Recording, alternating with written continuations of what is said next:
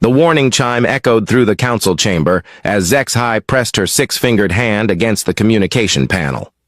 The message had arrived through the most primitive method possible, electromagnetic waves crawling through space at the speed of light like some ancient relic from the dark ages of civilization. "This is impossible," muttered Korthak, his scaled hide shifting from blue to deep purple as he read the transmission data. "The star system Sol 3 is barely out of its chemical propulsion phase. Our last survey showed them launching crude metal, cylinders into their own orbit." HFY's compound eyes focused on the crude human transmission. The message was simple, almost laughably basic compared to the quantum-encrypted communications that civilized species used. But the content made her blood run cold. "Greetings to any listening civilizations. This is the United Earth Government. We have achieved faster-than-light travel and seek peaceful contact with other spacefaring species.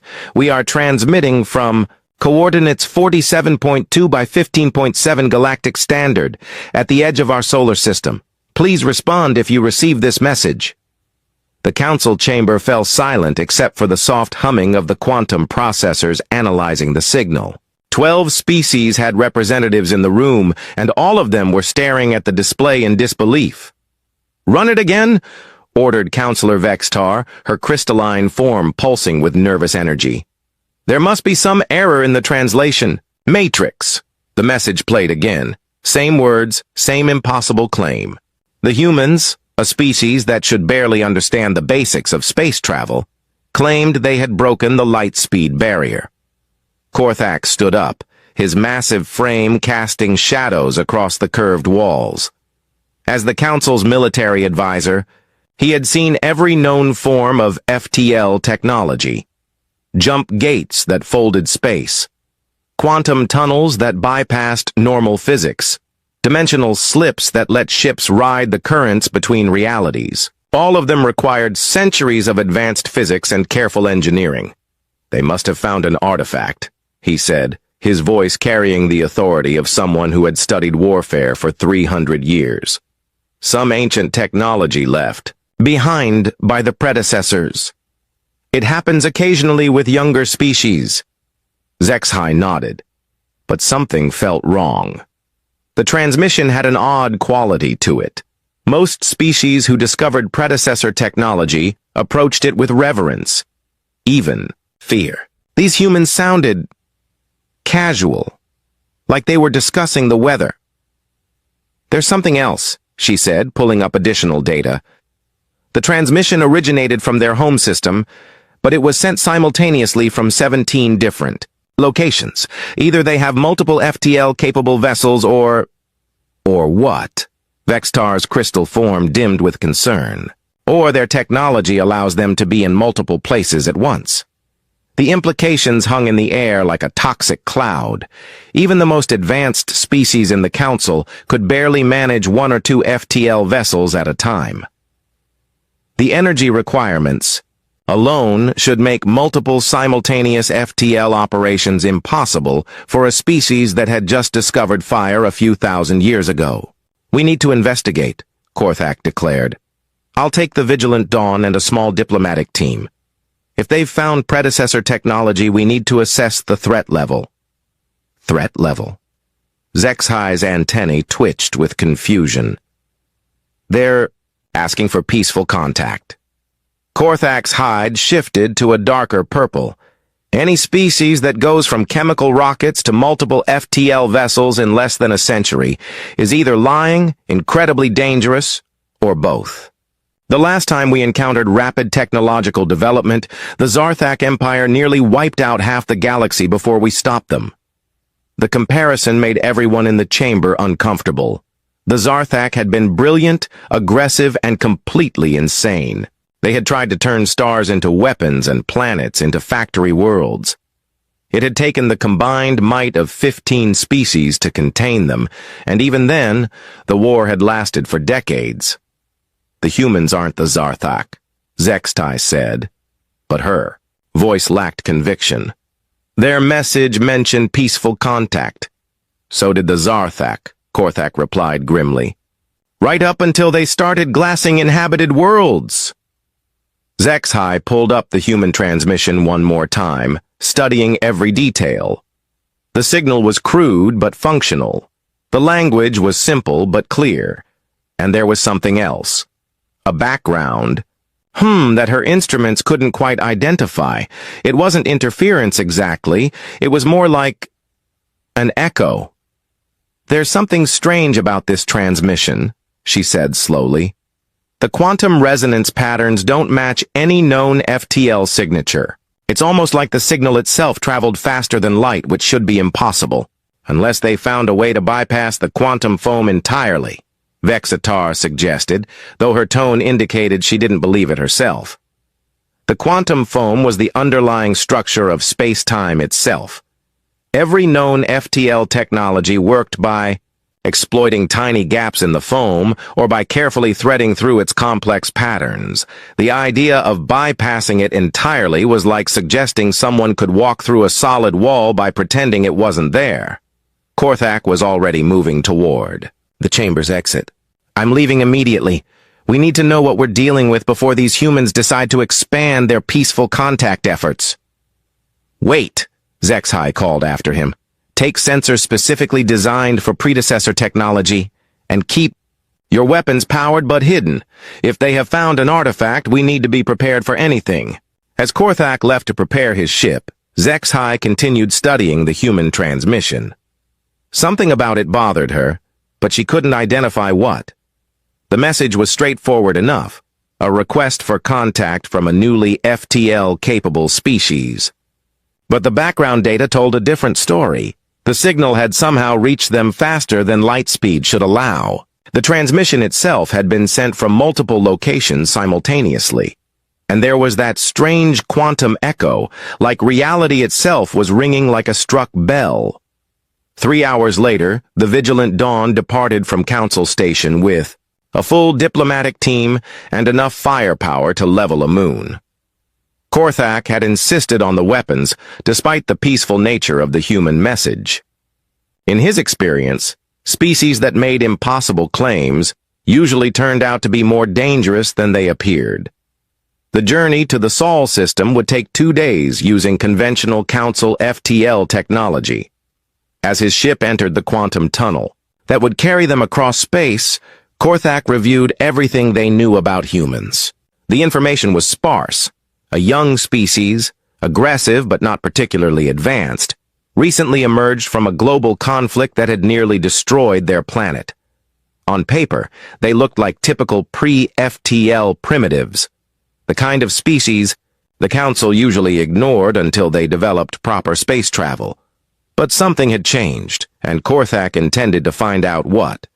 As the Vigilant Dawn traveled through the twisted corridors of quantum space, heading toward an impossible meeting with an impossible species, Korthak couldn't shake the feeling that the universe was about to become a much more dangerous place. Behind them, at Council Station, Zexhai continued analyzing the human transmission. The more she studied it, the more worried she became. The quantum echoes were getting stronger, spreading outward from the Sol system like ripples in a pond. It was almost as if reality itself was trying to heal from some kind of wound. Captain Sarah Chen floated in the zero gravity of her ship's bridge, watching the Council vessel approach through the main display.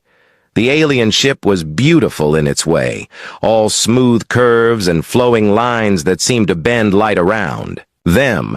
It looked like art compared to the angular practical design of her own vessel. "They're hailing us," reported Lieutenant Torres from the communications station. "Standard diplomatic frequencies, though their translation software is having trouble with our response protocols." Chen smiled. "Tell them we're happy to meet them and invite them aboard for a tour. Make sure to mention that we're excited to show them our FTL system." Torres raised an eyebrow but followed orders. Within minutes, the alien response came back, a mixture of curiosity and caution that translated through their computers as formal diplomatic language. They would send a small delegation. An hour later, Chen stood in the airlock waiting for their guests. When the door opened, she got her first look at real aliens, The tall one with purple scales was obviously military. His posture screamed soldier despite the strange body shape. The smaller one with compound eyes and insect-like features carried scientific instruments and radiated nervous energy. "Welcome aboard the UES Breakthrough," Chen said, extending her hand in the universal human gesture of greeting. "I'm Captain Sarah Chen." The insect-like alien stepped forward, her translator device rendering her clicks and chirps into English.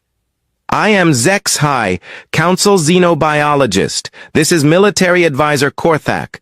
We are honored by your invitation." Chen noticed the pause before honored and filed it away for later.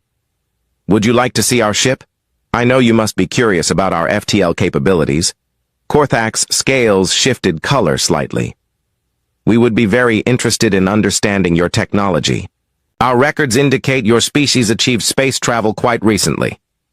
"That's right," Chen said cheerfully, leading them through the ship's corridors. "We've only had FTL for about 6 months now. Dr. Rodriguez finished the prototype last year, and we've been improving it ever since." The two aliens exchanged glances that Chen didn't miss. 6 months was nothing in galactic terms. Most species took centuries to develop FTL after first achieving orbit. They passed through the ship's living areas, where human crew members nodded politely to their guests. The aliens seemed particularly interested in the casual way the humans moved and interacted. No formal hierarchies or complex social protocols, just people doing their jobs. "Here we are," Chen announced as they reached the engineering deck. "The heart of our ship."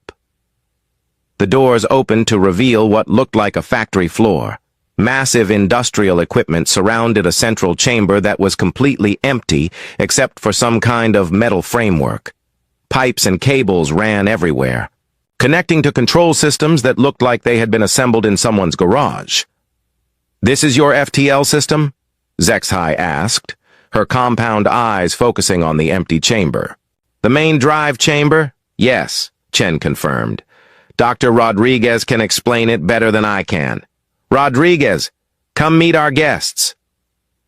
A woman in grease-stained coveralls emerged from behind a control panel, wiping her hands on a rag. She was young, maybe 30, with the kind of intense focus that Chen recognized in all the best engineers. "Dr. Maria Rodriguez," she said, shaking hands with the aliens, despite their obvious confusion at the gesture. "I designed this beauty. Want to see how she works?" Korthak stepped closer to the chamber, his military sensors analyzing everything they could detect. "We see no quantum tunnel generators, no dimensional phase shifters. Where are the exotic matter containment systems?" Rodriguez laughed.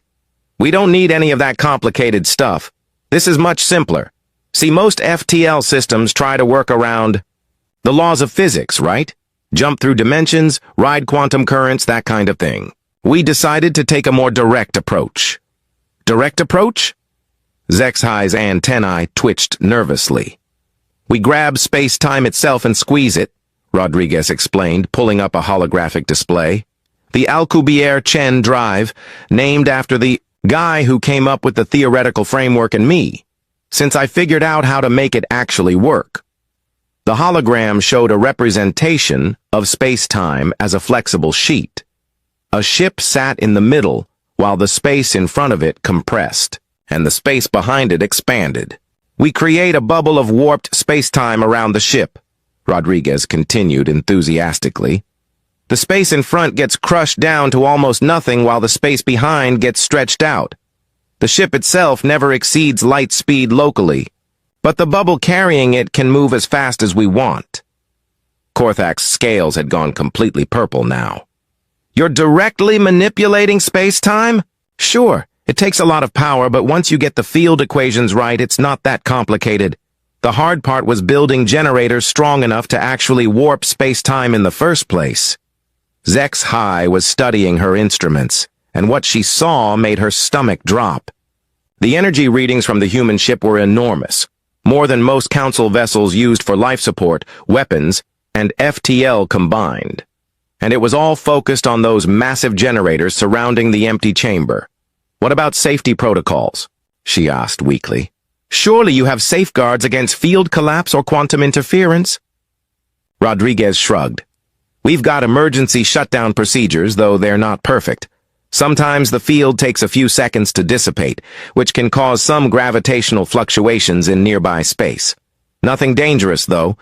We've calculated the acceptable risk thresholds. Acceptable risk thresholds? Korthak repeated slowly. Yeah. The math shows we'd have to use the drive continuously for about 50,000 years before the accumulated space-time damage became a real problem. By then, we'll probably have figured out how to fix it anyway. The two aliens stared at Rodriguez in horror. She was talking about damaging the fundamental structure of reality like it was a minor engineering concern. Would you like to see it in action? Chen offered helpfully. We were planning a test run to the Proxima system anyway.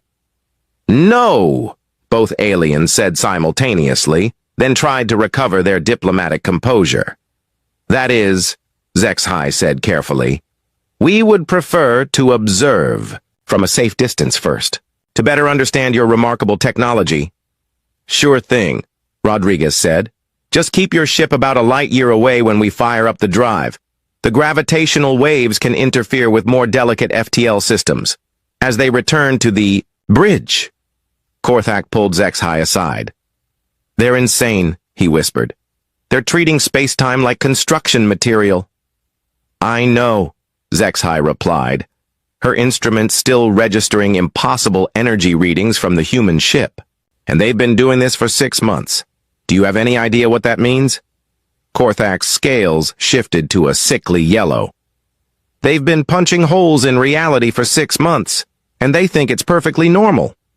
On the bridge, Chen was cheerfully explaining their plans for expanding the FTL program. We've got 15 more ships under construction, and Dr. Rodriguez's team is working on a Mark II drive that should be twice as efficient. Twice as efficient? Zexhai asked faintly.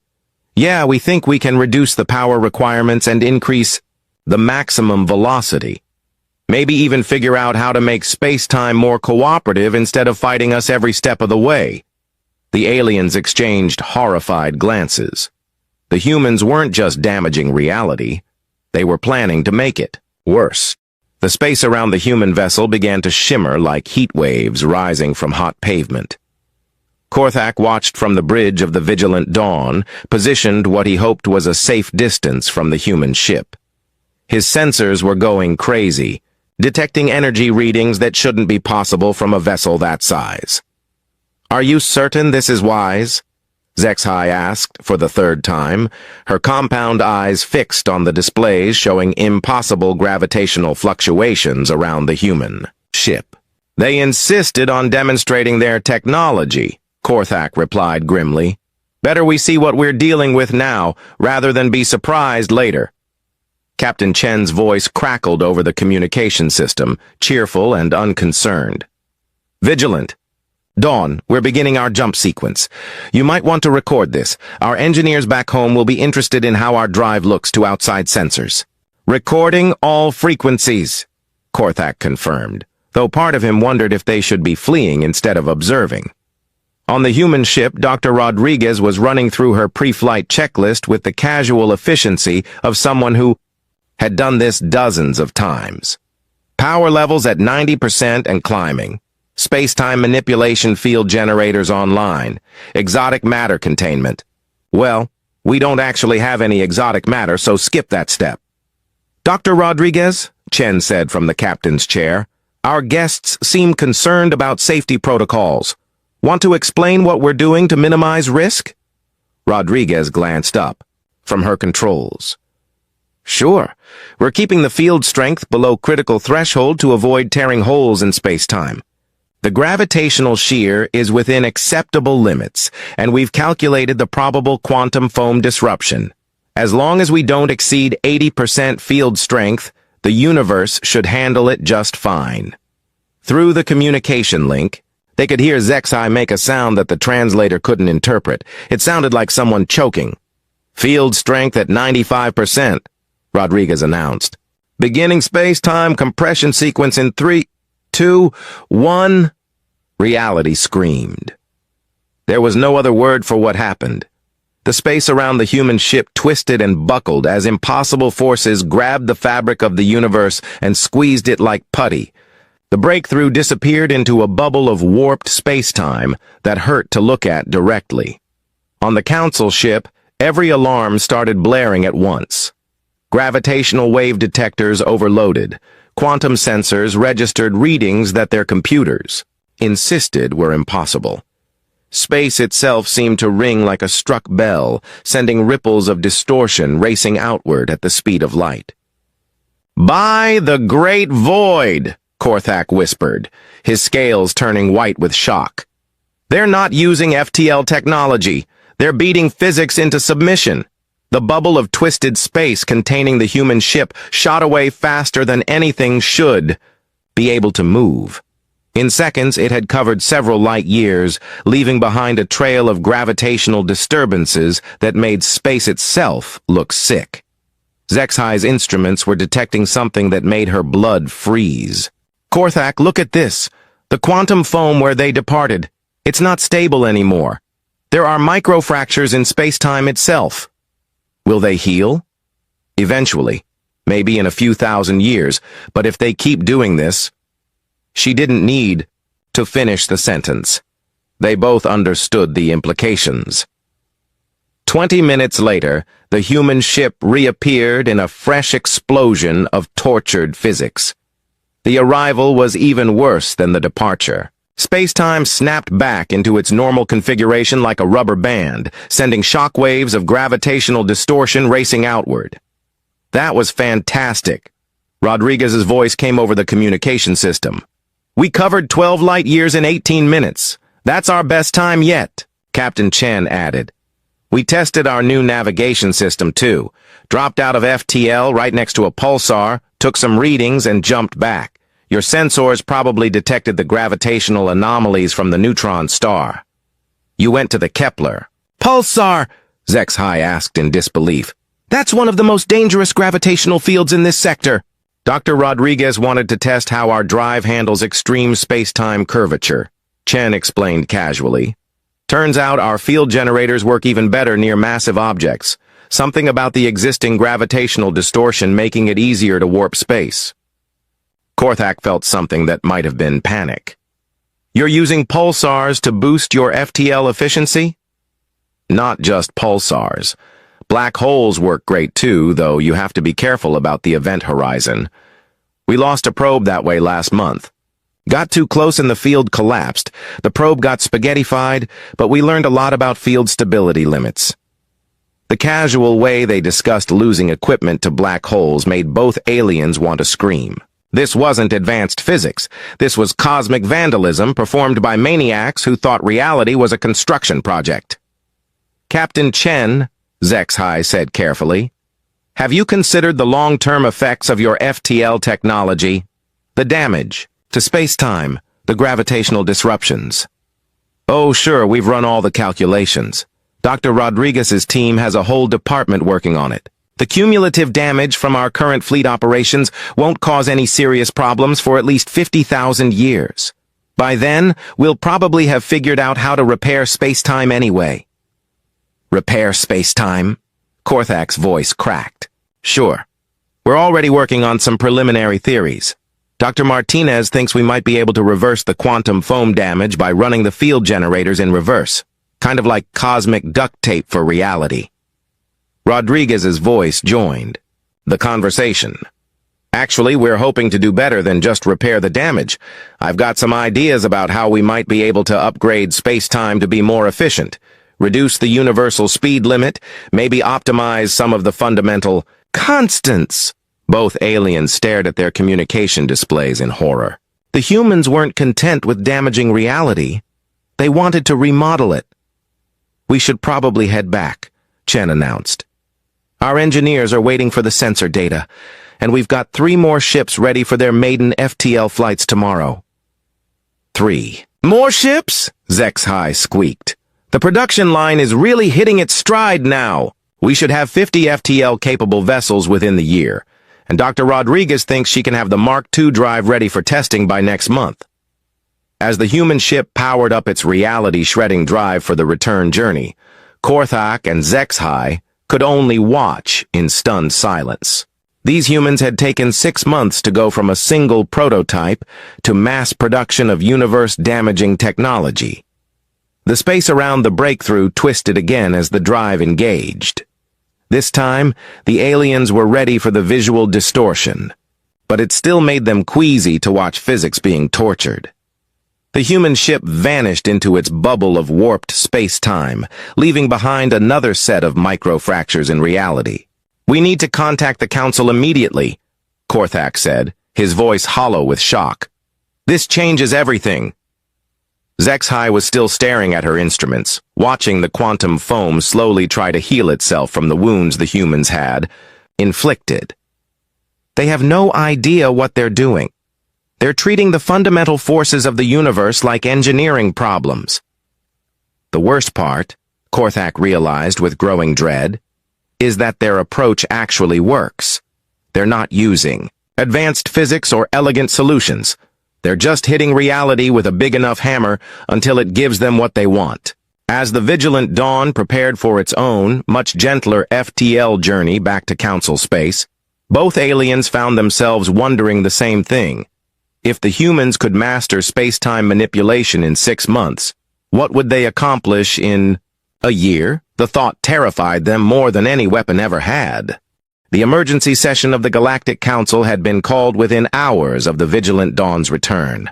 Representatives from all major species filled the Great Chamber, their various forms of communication creating a babble of sounds that the universal translators struggled to process.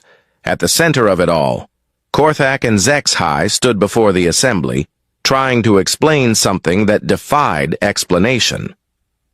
"Let me understand this correctly," said Counselor Vextar, her crystalline form pulsing with agitated light patterns. "These humans have developed FTL technology that literally damages space-time itself, and they consider this acceptable?" "More than acceptable," Korthak replied grimly. "They're proud of it. They see it as an elegant engineering solution to the problem of faster-than-light travel." A collective shudder ran through the assembly. The concept of treating the fundamental structure of reality as an engineering problem was so alien to their way of thinking that many representatives struggled to process it. Councillor Thekvar, speaking for the ancient Spiral Confederation, raised what might have been an arm. "In our 12,000 years of space travel, we have never encountered a species that approached physics with such brutality. How did they even conceive of such methods?" Zexhai activated her display, showing the council the sensor readings from the human demonstration. The graphs and charts painted a picture of cosmic violence that made several representatives physically recoil. "They appear to think of the universe as something to be conquered rather than understood," she explained. "When faced with the light speed barrier, they didn't look for ways to work within physical laws. They decided to overwhelm them with brute force." "But surely they understand the consequences?" asked Ambassador Yilthara from the Ethereal Collective. "The quantum foam damage, the gravitational disturbances. These effects will accumulate over time. They've calculated that they have 50,000 years before the damage becomes critical," Korthak said. "They consider this someone else's problem." The chamber erupted in shocked exclamations. 50,000 years might seem like a long time to a short-lived species like humans, but for civilizations that had existed for millions of years, it was barely a moment. "They're treating the universe like a disposable resource," Vextar declared, her light patterns shifting to angry reds and oranges. "This cannot be allowed to continue." General Zorthak of the Hegemony Defense Force stood up, his massive frame casting shadows across the chamber. "The military implications are staggering. If they can mass-produce these drives, they could field a fleet capable of striking anywhere in the galaxy without warning. Our defense networks are based on predictable FTL travel patterns." "It gets worse," Korthak added reluctantly. "They're planning to share the technology. Captain Chen mentioned something about technology exchange agreements with any species interested in trade relations." The horror of this statement settled over the assembly like a toxic cloud. The idea of multiple species using reality-damaging FTL technology was too terrible to contemplate.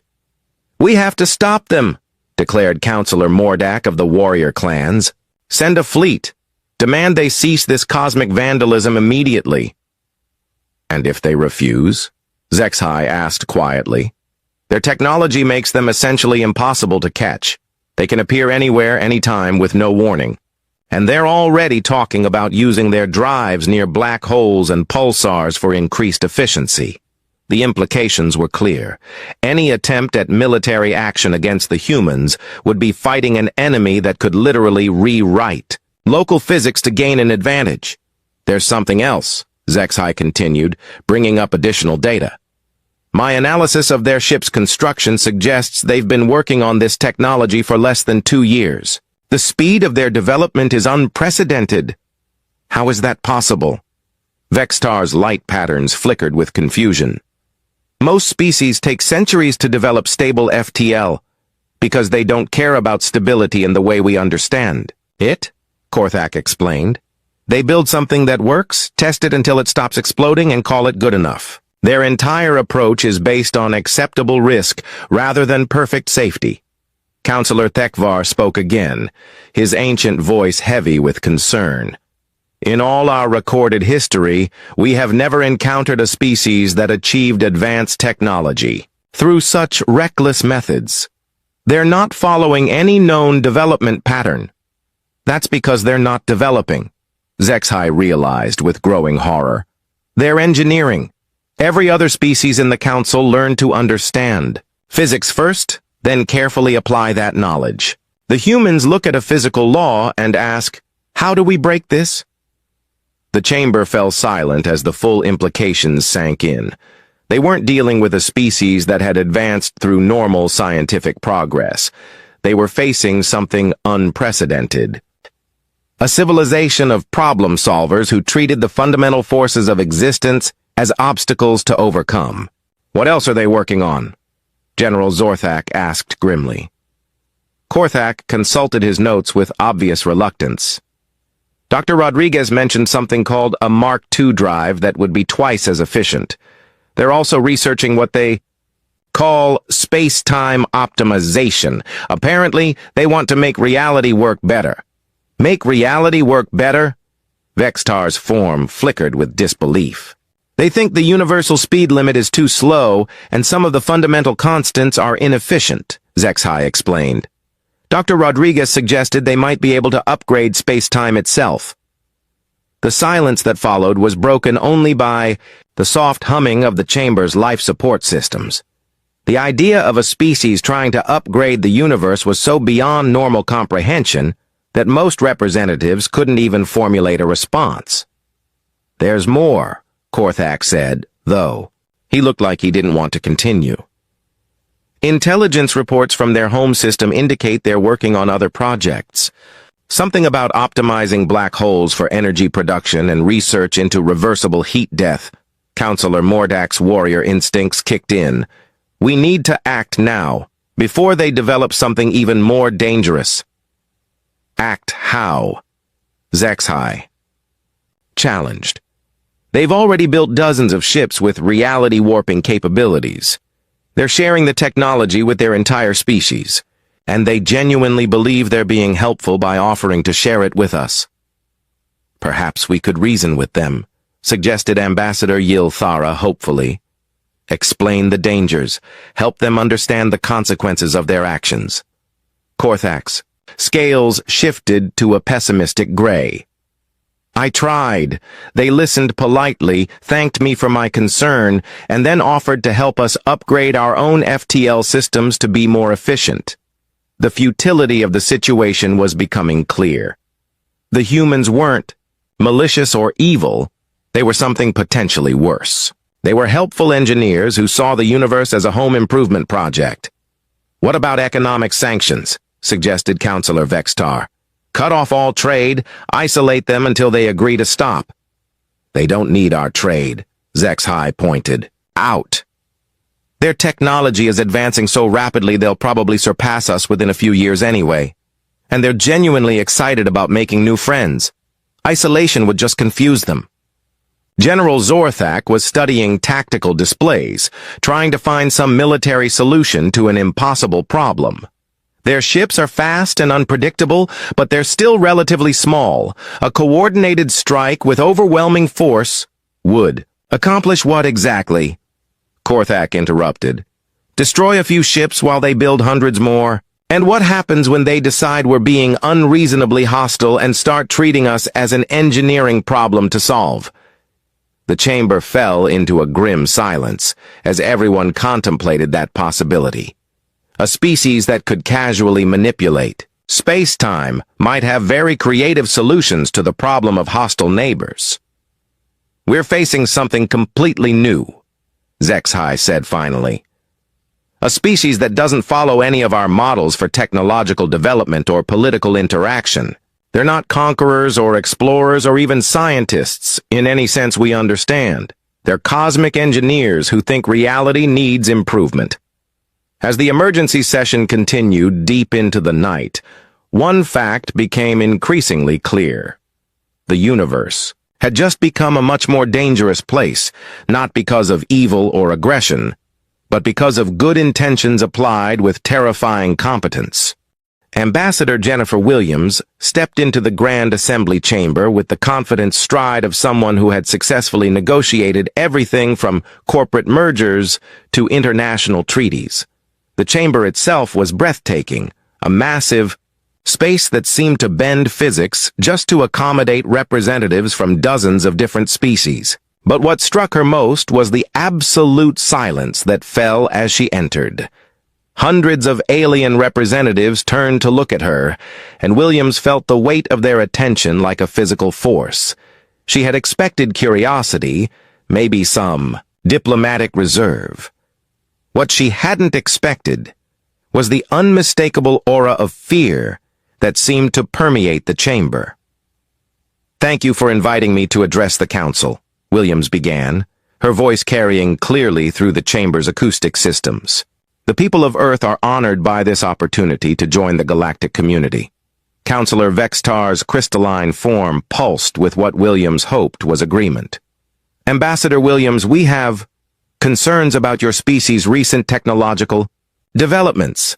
Williams smiled brightly. "Oh, you mean our FTL drives? Yes, we're quite proud of those. Dr. Rodriguez and her team really outdid themselves. We went from theoretical framework to mass production in record time." A collective shudder ran through the assembly at the phrase, mass production. General Zorthak leaned forward, his massive form intimidating even across the vast chamber. "Ambassador, do you understand what your FTL technology actually does to space-time?" "Of course," Williams replied cheerfully. "It creates localized distortions in the quantum foam to achieve faster-than-light travel. Dr. Rodriguez explained it to me several times, though I'll admit the math is a bit over my head." "And the long-term consequences?" Zexhai asked from her position near the scientific advisory panel. Williams consulted her tablet, scrolling through briefing notes. "According to our calculations, the cumulative damage from our current fleet, operations won't pose any significant risk for approximately 50,000 years. Our scientists are confident we'll have developed repair techniques long before then." The phrase, repair techniques, caused what could only be described as panic among several representatives. Ambassador Yilthara of the Ethereal Collective raised, "What might have been an appendage? Ambassador, do you truly believe that space-time itself can be repaired?" "Well, sure," Williams said, genuinely confused by the question. "If you can damage something, you should be able to fix it, right? Dr. Rodriguez already has some preliminary theories about running the field generators in reverse to heal quantum foam fractures." Counselor Thekvar, speaking for one of the galaxy's oldest civilizations, found his voice. "In 12 millennia of space travel, no species has ever attempted to modify the fundamental structure of reality." Williams brightened at this. "Really? That explains why FTL technology has been so limited. You've all been trying to work around physical laws instead of through them. It's like trying to get through a locked door by finding the key instead of just breaking it down. The analogy sent waves of horror through the assembly. William seemed to notice the reaction and tried to be reassuring. Don't worry, we're happy to share our findings with everyone. That's one of the reasons I'm here today. Dr. Rodriguez thinks she can help optimize your existing FTL systems to be much more efficient. Optimize our FTL systems. General Zorthak's voice carried a note of panic. Sure. Right now you're all using these complicated workarounds. Quantum tunnels, dimensional phase shifts, exotic matter manipulation. But you could get much better. Performance by just grabbing space-time directly. We could have your fleet speeds doubled within a year. Williams noticed that several representatives seemed to be having trouble breathing, though she couldn't imagine why. She consulted her notes. Again. Actually, fleet optimization is just one of our current projects. Dr. Martinez's team is working on something really exciting. They think they might be able to optimize black holes for more efficient energy extraction. Imagine being able to power entire star systems from a single stellar mass black hole. Vextar's light patterns were flickering in what Williams would have recognized as distress if she had understood alien biology. You're planning to modify black holes? Well, not modify exactly, more like upgrade them. Current black holes are terribly inefficient. They just sit there converting matter to energy through Hawking radiation. But if you could adjust the space-time, curvature just a little, increase the extraction rate. Williams trailed off, noticing that several representatives appeared to have fainted. Others were making sounds that the universal translators couldn't process. Is everyone all right? She asked with genuine concern. Did I say something wrong? Korthak found his voice, though it came out as barely a whisper. Ambassador Williams, are there any limits to what your species considers possible to engineer? Williams thought about this seriously. Well, there are always constraints, energy requirements, materials science, that kind of thing. But Dr. Rodriguez's philosophy is that any physical process can be optimized with enough engineering effort. Right now, we're looking into something she calls Project Bootstrap. Project Bootstrap? Zexhai asked faintly. It's really ambitious, Williams said, her enthusiasm growing. The team thinks they might be able to identify inefficiencies in the Big Bang itself and develop techniques for retroactive optimization. Imagine if we could give the universe a small efficiency upgrade right from the beginning. The silence that followed was so complete that Williams wondered if the translation systems had failed. Finally, Counselor Mordak spoke. You want to optimize the Big Bang? Just a little bit? Williams assured him. Nothing major, just some tweaks to improve universal expansion efficiency and maybe adjust a few fundamental constants. Doctor, Rodriguez thinks we could increase the speed of light by 15% without breaking anything important. Several more representatives appeared to have lost consciousness. Williams was starting to worry that there might be some kind of medical emergency, but everyone seemed to be breathing normally. Ambassador, Vextar said carefully, has your species considered that some things might be better left alone? Williams looked genuinely puzzled. Why? I mean, if you can make something work better, isn't it your responsibility to try? That's how we've approached every challenge in our history. Climate change, energy crisis, space travel. You identify the problem and engineer a solution. But what if the solution causes other problems? Zexhai asked desperately. Then you engineer solutions to those problems too, Williams replied, as if it was obvious. That's what engineering is, solving problems as they come up.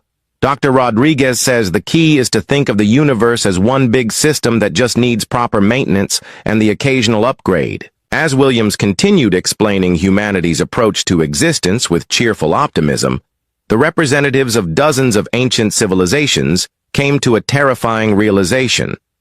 They weren't dealing with a species that had discovered advanced technology. They were facing engineers who had looked at the fundamental forces of creation and decided they could do better. Well, I should probably get going, Williams said, checking her watch. We've got 3 more ships completing their first FTL tests today, and Dr. Rodriguez wants to show me the preliminary specs for the Mark III drive. She thinks she can get the efficiency up to where we're barely damaging space-time at all. As she gathered her materials, Williams added cheerfully, "Oh, and we're planning to establish permanent research stations near several pulsars and a few black holes. Nothing intrusive, just some basic measurements to help us understand how to work with extreme gravitational fields. We'll send you the data. I'm sure your scientists will find it interesting." With that, she waved goodbye and headed for the chamber exit, leaving behind a room full of alien representatives who were finally beginning to understand what they were dealing with. After Williams left, the chamber remained silent for several minutes. Finally, Vextar spoke for all of them. "They're going to optimize the universe whether we want them to or not, aren't they?" "Yes," Korthak replied grimly, "and they're going to be friendly and helpful about it the entire time." Outside the chamber, Ambassador Williams boarded her shuttle with a satisfied smile. The meeting had gone well, she thought. The aliens seemed very interested in human technology, and she was sure they'd come around to humanity's way of thinking once they saw the results. As her shuttle departed, its Alcubierre Chen drive carved another set of microfractures in space-time, adding to the growing pattern of quantum foam damage that surrounded every human vessel. Behind her, reality slowly began the long process of trying to heal itself, while somewhere in human space, Dr. Rodriguez was putting the finishing touches on a drive system that would make space-time twice as cooperative as before. The universe, it seemed, was about to get a comprehensive makeover whether it wanted one or not. The stars looked peaceful from Earth. For thousands of years, humans had gazed at them, wondering if they were alone. On a quiet Tuesday morning, they got their answer. Captain James Reed sat in the control room of the Global Space Defense Center, sipping his coffee. At 42, he had spent most of his life preparing for a moment he never truly believed would come. His gray eyes focused on the screen as the strange signal appeared again. "What do you think it is?" asked Mike, the communications officer. Reed shook his head. "Not sure. But it's not one of ours. The signal had first appeared 3 days ago, a pattern too regular to be natural, too complex to be simple interference. It came from somewhere beyond Jupiter's orbit and repeated exactly every 4 hours. "Sir," called out technician Anna Wilson from her station, "the signal has changed."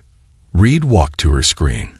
The pattern now pulsed differently, almost like it was responding to their attempts to decode it. "It knows we're listening," Reed said quietly. Within hours, the world's leaders had been informed. Within days, Reed found himself commanding the Thunder, Earth's most advanced military spacecraft, heading toward Jupiter to investigate. The Thunder wasn't built for first contact. It was a warship designed to protect Earth's growing colonies on the Moon and Mars. But it was the best they had. A sleek, nuclear-powered vessel with basic weapons systems and a crew of 30 specialists. "Captain, we're picking up something massive ahead," reported Jack, the sensor operator. It's huge." Reed looked at the main screen. At first he saw nothing but the blackness of space and Jupiter's massive form in the distance. Then he saw it, a dark shape blocking the stars, moving slowly toward them. "Full stop," ordered Reed. "All systems on standby. Let's not appear threatening." The alien ship became clearer as it approached. It was at least 10 times larger than the Thunder, shaped like a massive arrowhead with glowing lines running along its dark hull. It moved with impossible grace for something so large. "Are they responding to our signals?" Reed asked. "Nothing, sir," Mike replied. "Wait, we're being scanned. Some kind of energy beam is passing through the ship." Before Reed could respond, every screen on the Thunder went dark. The engines shut down. Only life support and minimal lighting remained functional. "Status report," Reed demanded. "Sir, all systems are down," Anna said, her voice steady despite the fear in her eyes.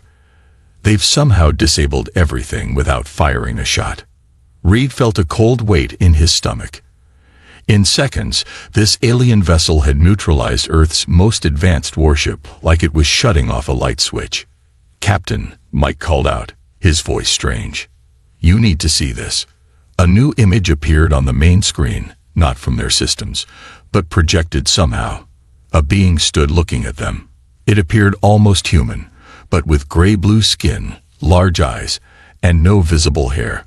It wore what looked like armor made of flowing metal. "I am Krell, commander of the Vex expansion fleet," the being said in perfect English. "Your vessel has been secured.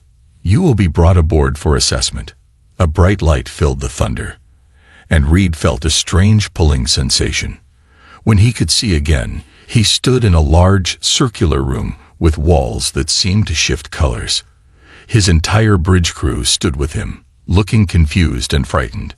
Krull entered, flanked by two taller beings carrying what could only be weapons. "Captain James Reed," Krull said. "Your identification was easy to extract from your primitive systems. Why have you come to our system?" Reed asked, stepping forward. He noticed the other Vex tensed, but Krell seemed unconcerned. "Expansion is necessary," Krull replied simply. "Your solar system has resources we require. Your species will be cataloged and assigned appropriate status within our hierarchy. We won't surrender our home without a fight," Reed said. Krull made a gesture that might have been amusement. 17 systems before yours said the same. All now serve the Vex. Your resistance would be brief. The casual confidence chilled Reed more than any threat. "Come," Krull said. "I will show you why resistance would be unwise." Reed and his officers were led through corridors that seemed to shift and change as they walked. The ship was eerily quiet despite its size. "Where is everyone?" asked Anna. "A ship this size should have thousands of crew members. The Dominion requires minimal organic oversight," Krull explained. "Most functions are automated or controlled by our integrated systems." They entered what appeared to be a command center, though nothing like the bridge of human ships. It was a vast space with few physical controls. Vex operators stood in circles of light, moving their hands through holographic displays. A massive window showed the Thunder, now dwarfed by the alien flagship. "This is the Dominion," Krull said with obvious pride. "The most advanced vessel in the Vex fleet. It can destroy a planet's military installations without damaging valuable resources." Reed studied everything he could see, memorizing details. If they survived this, Earth would need every bit of intelligence he could gather. "You said we're being assessed," Reed said carefully. "What does that mean?" "Your species will be evaluated for usefulness," Krull replied. "Some species serve as laborers. Others have valuable genetic traits. Some prove too primitive or aggressive to be worth preserving." "And who decides that?" Reed asked. "I do," Krull said simply. "I have overseen the integration of 17 systems. Yours will be the 18th. Reed looked back at the Thunder, floating helplessly in space. Earth's best technology looked like a child's toy next to the Dominion.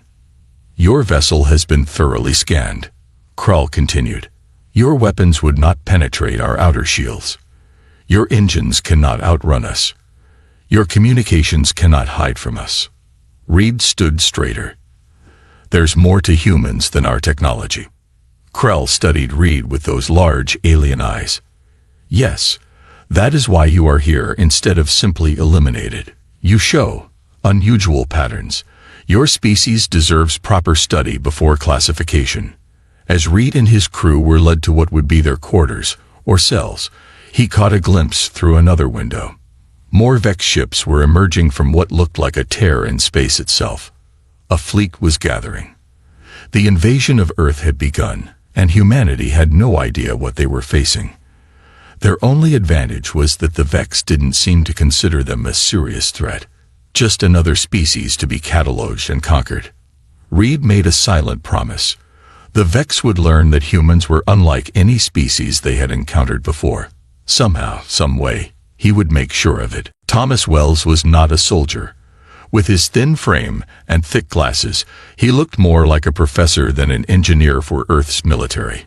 But his mind made him valuable, perhaps the most valuable human aboard the Dominion.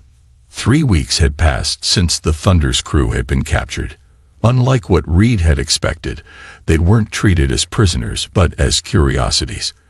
The Vex provided comfortable quarters and allowed them to move within certain areas of the massive ship. Wells spent every moment he could studying Vex technology. At first, the aliens were cautious, but when they saw his genuine fascination, they allowed him greater access. They seemed to enjoy his amazement, like adults showing toys to a child. The power systems are incredible, Wells told Reed during their daily meeting in Reed's quarters. They spoke quietly, though both suspected the Vex monitored everything. They used some kind of controlled reaction that's far beyond our fusion technology. Reed nodded, but his mind was elsewhere. Through the small window of his room, he could see Jupiter growing smaller. The Vex fleet was moving inward, toward Earth. "They're letting you see too much," Reed said. "Why would they show an enemy their technology?" Wells adjusted his glasses. "Because they don't see us as a threat. To them, it's like showing a car engine to a caveman." This stung Reed's pride, but he knew it was true. The gap between human and Vex technology was enormous. "Have you noticed something strange about the crew?" Wells asked suddenly. Reed looked up. "What do you mean?" "There are so few of them," Wells explained, lowering his voice further. "For a ship this size, I've counted maybe 200 Vex, and they don't make decisions." Reed leaned forward. "Explain." "They follow procedures. Everything is by the book. When something unexpected happens, they freeze until their systems tell them what to do." Wells tapped his head. "They rely completely on their AI. It's why they're letting us walk around. Their systems calculated we can't possibly threaten them." This was the first potentially useful information Reed had heard. "Can we use that somehow?" Wells shrugged. "Maybe. Their technology is superior, but their thinking is predictable." Their conversation was interrupted by the door sliding open. Krull stood there, flanked by guards. "Captain Reed," Krull said, "your planet's governments are responding to our arrival. You will assist in communications."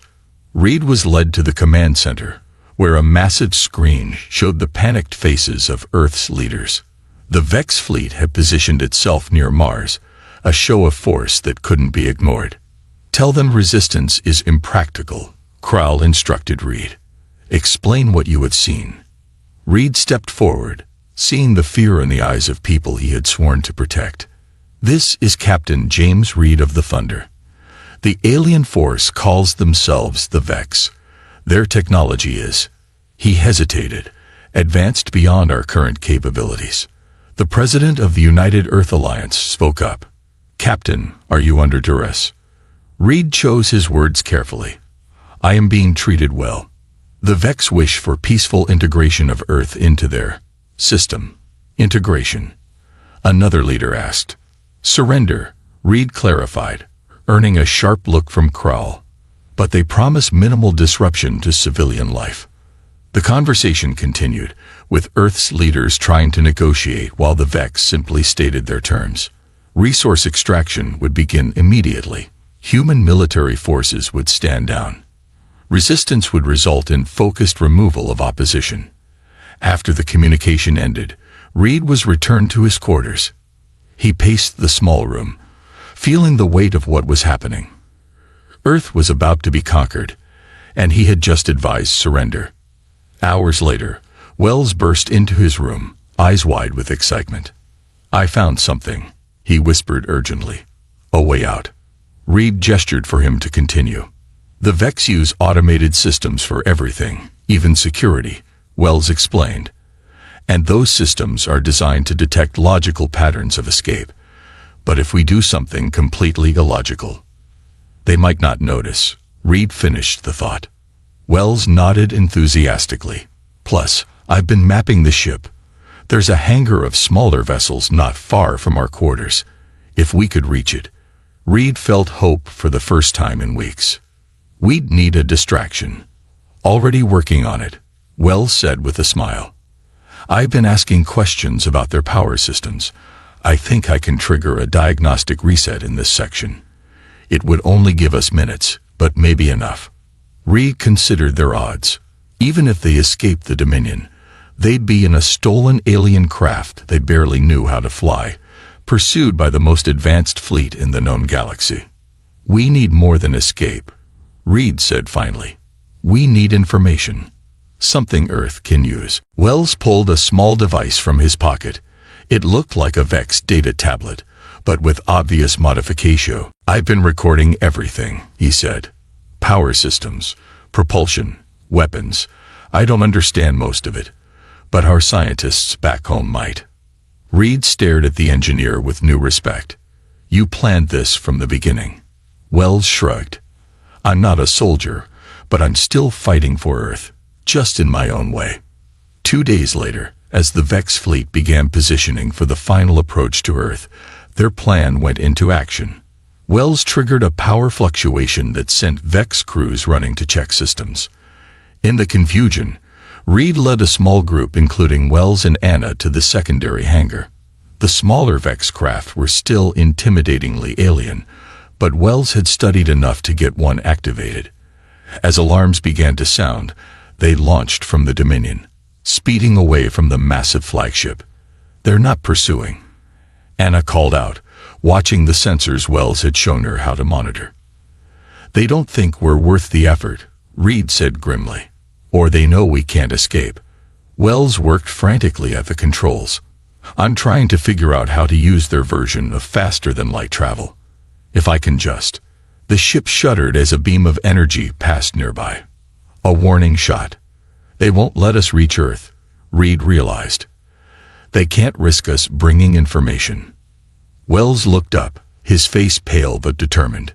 Then we don't go to Earth. Not directly. We go somewhere they won't expect. Using the ship's incredible speed, they shot towards Saturn, hiding in its massive rings. The pursuing Vex vessels, clearly not expecting such an irrational course, lost track of them temporarily. This won't fool them for long, Reed warned. Long enough, Wells replied, transferring data to a small emergency beacon they had brought from the Thunder. Long enough to send what we know to Earth. As the beacon launched, speeding toward Earth with its precious cargo of Vex secrets, Reed watched the Vex ships beginning to close in again. What now? Anna asked quietly. Reed looked at his small crew, these brave humans who had just changed the course of history. Now, he said with grim determination, we make sure that beacon reaches Earth, no matter what it costs us. Admiral Lisa Grant had never seen the leaders of Earth agree on anything so quickly. The data from Reed's beacon had changed everything. Time is critical, she told the assembled group of scientists, engineers, and military officials gathered in the underground facility in Antarctica. The Vex believe Captain Reed and his team died in Saturn's rings. They don't know what we have. What they had was a miracle. Engineer Wells had managed to capture the fundamental principles behind Vex technology. Not everything, but enough to give humanity a fighting chance. Project Horizon begins today, Grant announced. One ship, the most advanced vessel humans have ever built. In the months that followed, as the Vex established mining operations on Mars and began stripping the asteroid belt of resources, Earth worked in secret. The best minds from every nation came together in the hidden facility carved deep into the Antarctic ice. Thomas Wells had survived. The beacon had been a trick. The Vex destroyed a decoy while Wells, Reed, and their small team used the confusion to slip past the alien fleet and return to Earth. Now Wells led the engineering team, working 18-hour days to translate Vex technology into something humans could build and operate.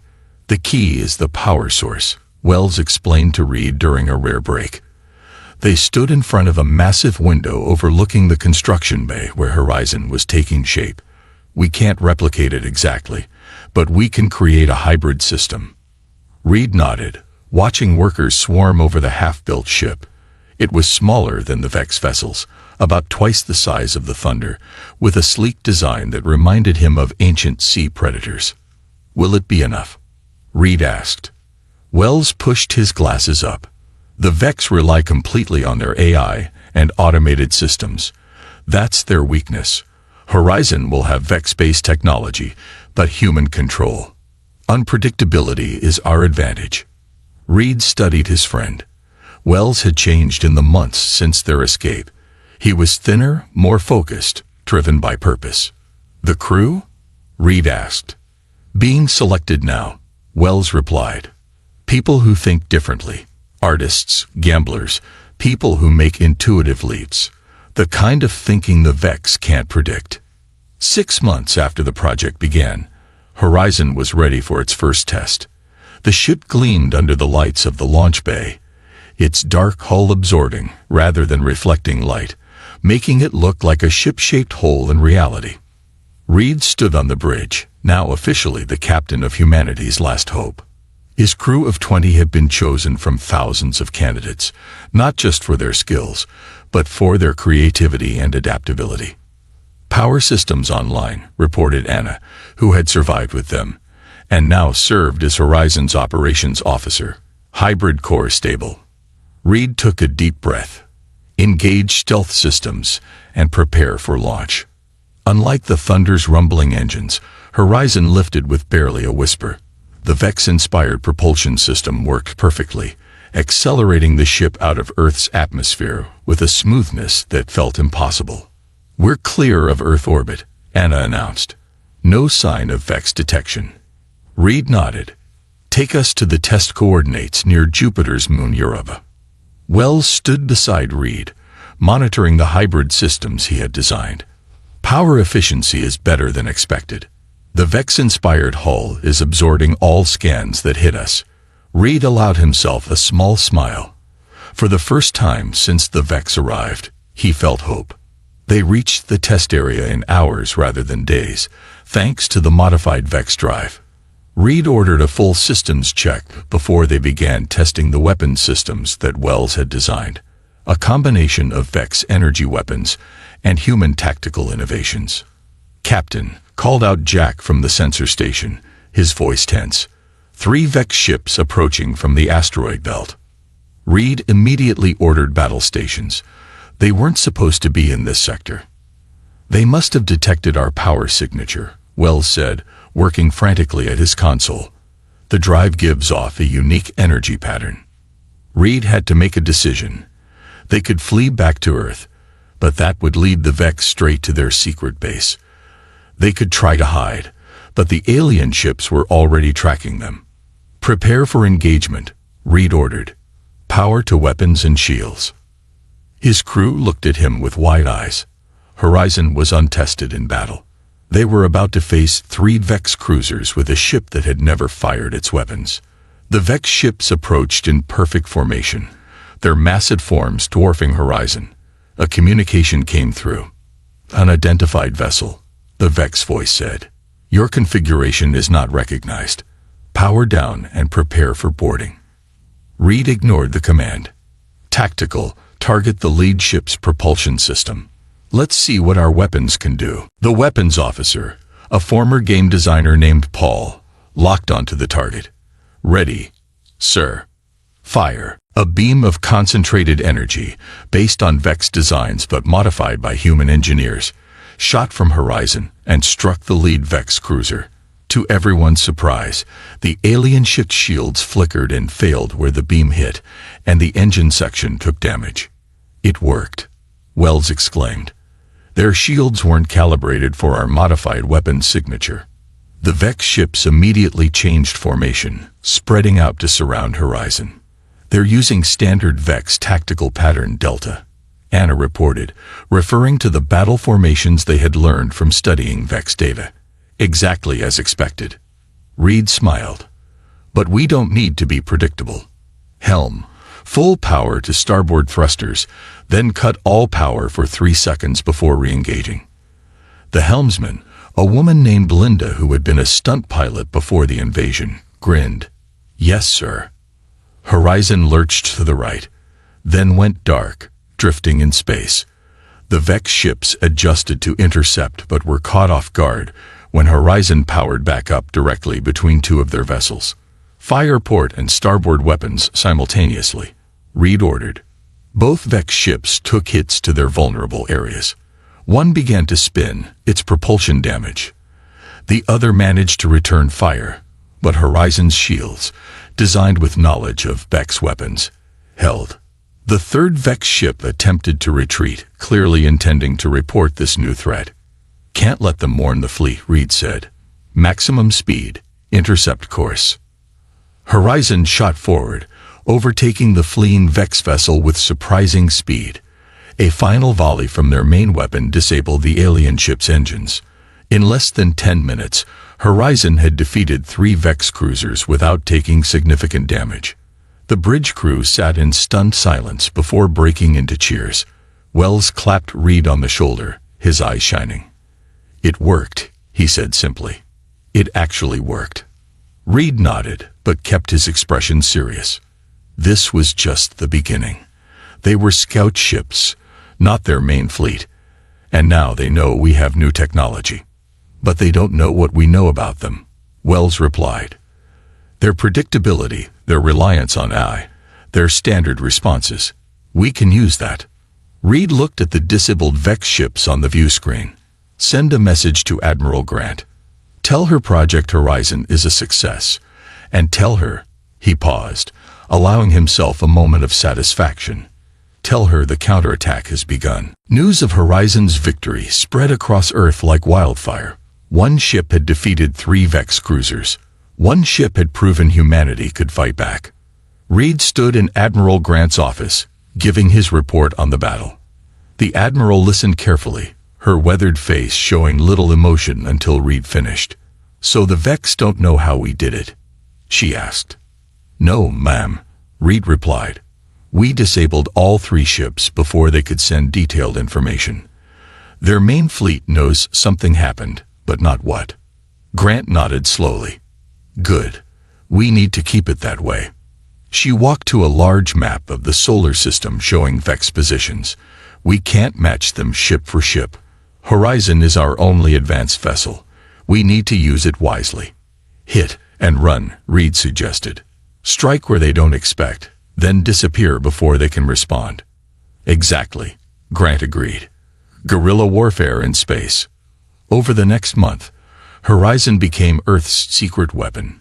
Reed and his crew struck Vex mining operations in the asteroid belt, disabled communication relays near Mars, and even raided a small Vex base on Titan, Saturn's largest moon. Each victory was small, but together they began to disrupt the Vex operation in the solar system.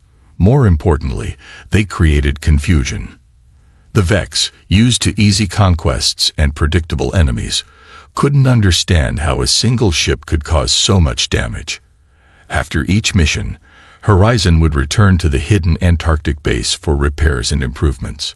Wells and his team constantly upgraded the ship, learning more from each encounter with Vex technology. "They're adapting," Wells told Reed after a particularly close battle near Venus. They sat in the ship's small mess hall, drinking coffee while the crew rested. "Their shields are being modified to counter our weapons." Reed nodded. He had noticed the Vex defenses improving. "Can we stay ahead of them?" "For now," Wells said, though he looked worried. "But there's something else. The Vex ships we've encountered recently have had more crew, fewer automated systems." This was concerning news. If the Vex were reducing their reliance on predictable AI, Horizon's main advantage would diminish. Before Reed could respond, Anna rushed into the mess hall. "Captain, Admiral Grant is on the emergency channel. The Vex flagship is on the move." Reed and Wells hurried to the bridge, where Grant's grim face filled the main screen. "The Dominion has left Mars orbit," she said without preamble. "It's heading for the outer system, with a fleet of 20 ships. Intelligence suggests they're hunting for Horizon." Reed felt a chill. The Dominion was the massive ship that had captured the Thunder. It was at least 50 times larger than Horizon, and carried weapons they had never seen used. Who's commanding it? Reed asked, already suspecting the answer. Krell. Grant confirmed. Apparently your escapes and raids have made him look bad. He's taken personal command of the hunt. Wells stepped forward. Admiral, if the Dominion finds this base. I know, Grant interrupted. That's why Horizon needs to draw them away from Earth. Keep them chasing shadows while we prepare our defenses. Reed understood the order beneath her words. Horizon was to be bait, keeping the Vex fleet occupied and away from Earth for as long as possible. We'll leave immediately, Reed said. Once Horizon was safely in space, Reed gathered his crew on the bridge. This mission is different, he explained. We're not attacking. We're distracting the most powerful Vex ship in the system. Playing cat and mouse, asked Linda, the helm officer. Yes, Reed nodded. But we're the mouse. They travel to Neptune's orbit, where the vast blue planet and its many moons would provide places to hide. Reed ordered the ship into a low-power mode that Wells had developed, making them nearly invisible to Vex scanners. 2 days later, the Vex fleet arrived. The massive form of the Dominion led the way, its dark hull blotting out the stars. Smaller cruisers spread out, beginning a systematic search pattern. They're being thorough, Anna observed from her station. Standard Vex search pattern, but with modifications. Reed watched the scanner. They're learning. For 3 days, Horizon played a dangerous game of hide and seek around Neptune and its moons. The ship would power up just enough to be detected, draw several Vex vessels away from the main fleet, then disappear again before they could be caught. We can't keep this up forever, Wells warned after a particularly close call. Our power reserves are dropping, and they're getting better at tracking us. Reed knew he was right. It was time for a more direct approach. Set course for Triton, he ordered, referring to Neptune's largest moon. Full power once we're behind it. The plan was risky. When Horizon emerged from behind Triton at full power, several Vex ships immediately locked onto them. But instead of running, Reed ordered an attack on the nearest cruiser. The battle was fierce but brief. Horizon disabled 2 Vex ships before retreating, but took damage to its port engine section. Engineering reports the hybrid drive is unstable, Anna called out as the ship shuddered around them. We can't maintain this speed for long. Reed studied the tactical display. The remaining Vex ships were pursuing, with the Dominion following behind. Plot a course through the Kuiper Belt, he ordered. We need more places to hide. For the next week, Horizon led the Vex fleet on a chase through the outer solar system. The ship's condition worsened with each skirmish, but they managed to disable 5 more Vex vessels. Then came the message from Earth. Admiral Grant's face appeared on the screen, looking both proud and sad.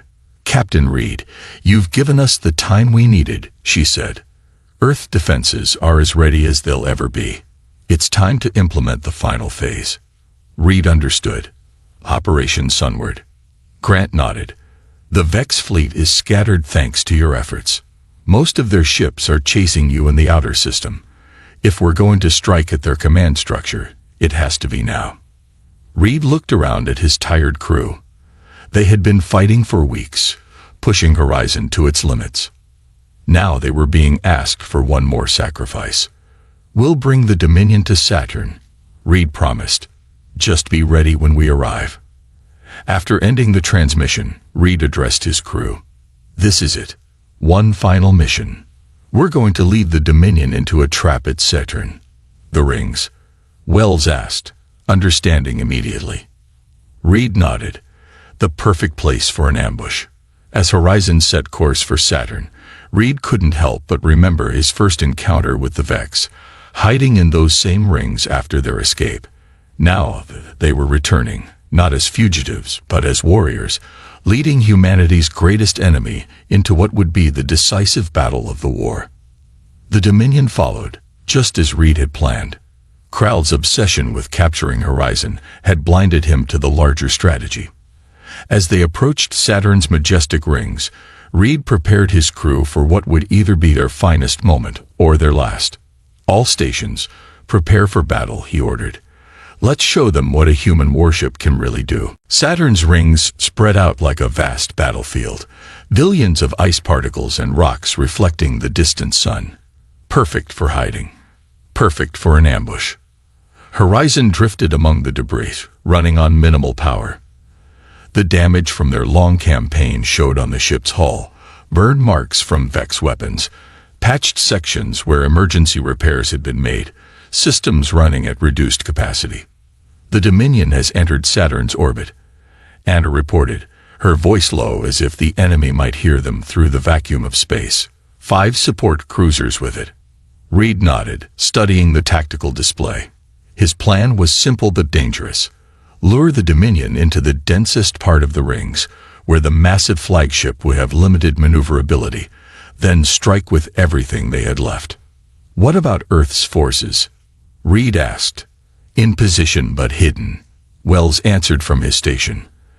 Admiral Grant has 3 modified ships waiting behind Titan.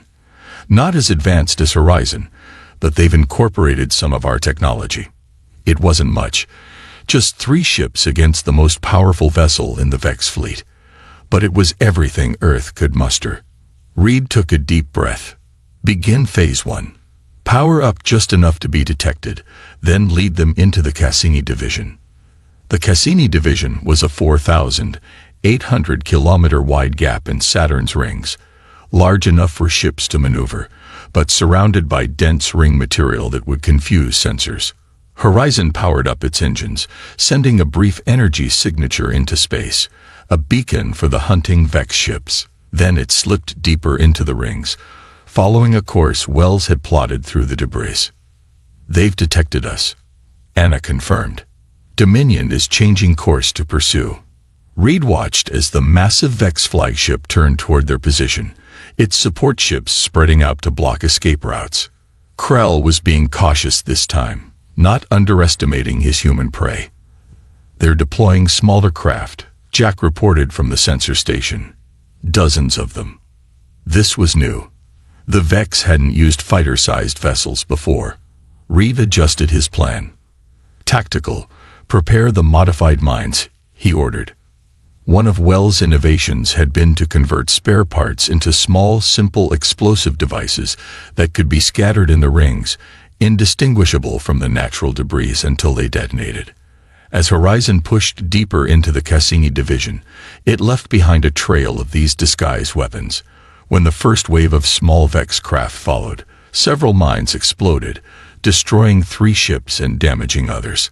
They're pulling back, Anna said. Regrouping. Reed nodded. Now for Phase 2. Full power to engines.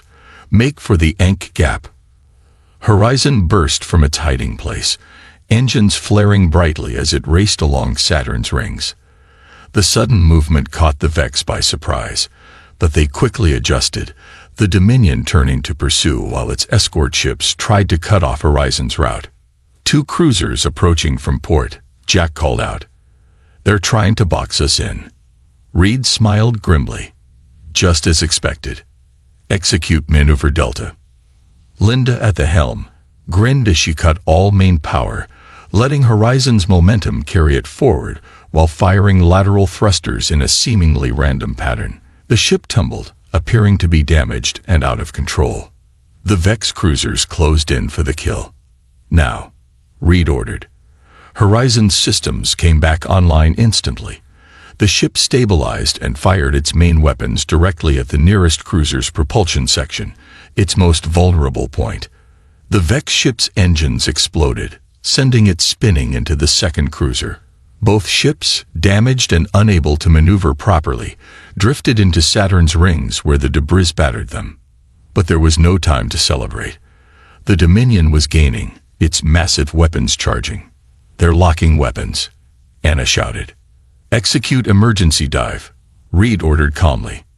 Horizon plunged downward relative to the plane of Saturn's rings, passing through the thin band of ice and rock at tremendous speed. Particles pinged off the hull as the ship accelerated. The Dominion fired, its energy weapon cutting through the rings where Horizon had been moments before, vaporizing millions of ice particles and creating a spectacular-like show. They missed, Jack confirmed. But they're adjusting aim. Reed leaned forward in his chair. Send the signal. Wells pressed a sequence on his console, sending a coded message to the Earth ships hiding behind Titan. It was time for the trap to close. Bring us around, Reed ordered. Back toward the Dominion. Maximum speed. His crew looked at him in shock. Sir, Linda questioned. We're heading straight for them. Sometimes the last thing they expect is a direct approach, Reed said. Full power to forward shields. Prepare all remaining weapons. Horizon turned and accelerated directly toward the massive Vex flagship.